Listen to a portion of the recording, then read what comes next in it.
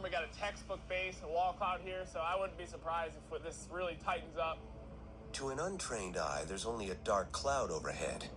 But Reed and his team see a wall cloud, a lowered cloud feature that hangs below the base of a storm. You can see. Tornadoes form when wall clouds begin to rotate and tighten up into a funnel.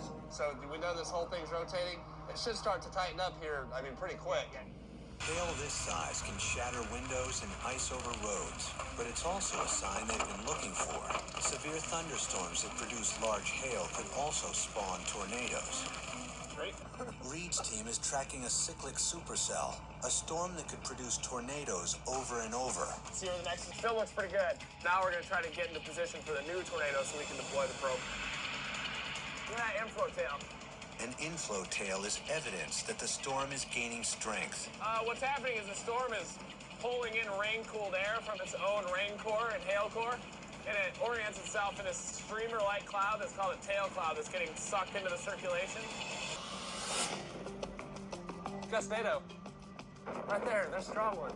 Right there! Look at that Gustnado right there! Right there! While they too have rotating winds, gustnadoes are shallow and short-lived and never produce enough vertical force to become a powerful twister. That's insane. It's gonna hit those trees!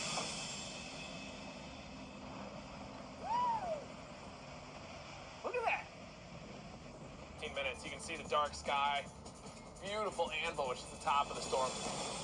This anvil is the peak of a developing twister. It's forming as updrafts reach the top of the lower atmosphere.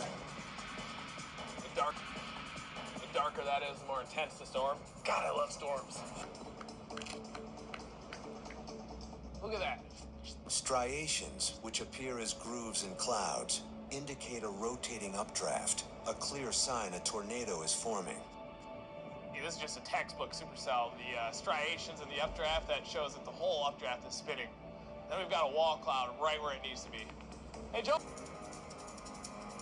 Look at it, that is a wedge. That's rapidly rotating, that's it. See it, Joel? That's a big wedge. A wedge is a tornado that's wider than it is tall. It's fairly low contrast because we're from the west side of the storm and there's a lot of rain wrapping around the tornado. But we can make it out clearly. You can see the right edge and the left edge of this very large, potentially damaging tornado. Hail's often the first sign of tornadoes, and these stones are getting bigger. But they can also destroy Josh's $500,000 radar dish in seconds. Hail gets this big when updrafts keep it suspended in the atmosphere. And when the updraft is this strong, there's a good chance a tornado is close behind. Cold wind? A storm needs an inflow of warm air to fuel a tornado. Cold air is usually the sign of a dying storm. Look at those clouds to the east. See the inflow clouds? That's the new base? Yeah, that's the new base. That's where we want to go. The storm is completely green. Green skies are an eerie sign that tornadoes are near. Oh, it's really spinning now. Oh my God, look at that tail cloud. Holy. The massive tail cloud feeds rain and wind rapidly into the storm. It's a good sign. Wow. But the rest of the team still can't escape from the erratic tornado. Keep going south. We're in strong RFP. Visibility dropping. They are becoming engulfed in the rear flank downdraft, the outer layer of the tornado. Yeah, it's right there, baby. Look. What? Look, that's it.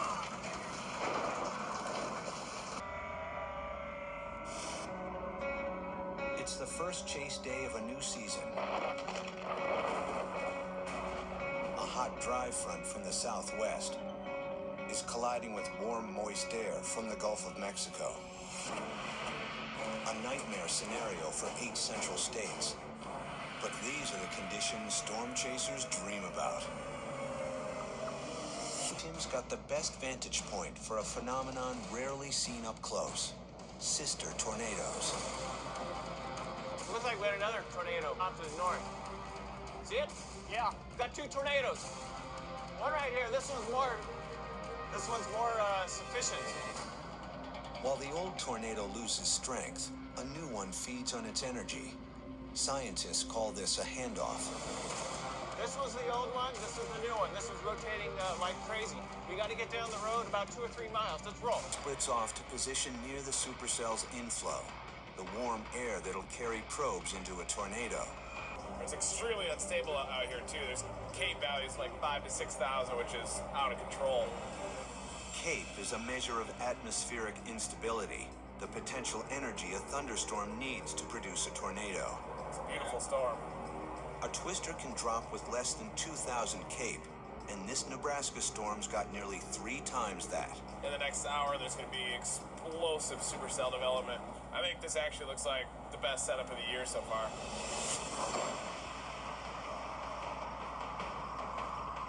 That looks damn good to me. This thing is rapidly going severe. Beautiful hook on this last can. Oh boy, Roger, I'm not surprised. The storm will actually show a hook appendage. This little appendage here is wrapping around, causing the storm to spin. Warm, moist air has been building across the southeast for days, with a mass of cold air moving toward it, creating an unstable atmosphere. Now, high and low level winds are colliding, causing them to turn. These conditions come together only once in a lifetime and almost guarantee strong tornadoes. Sun's right underneath it.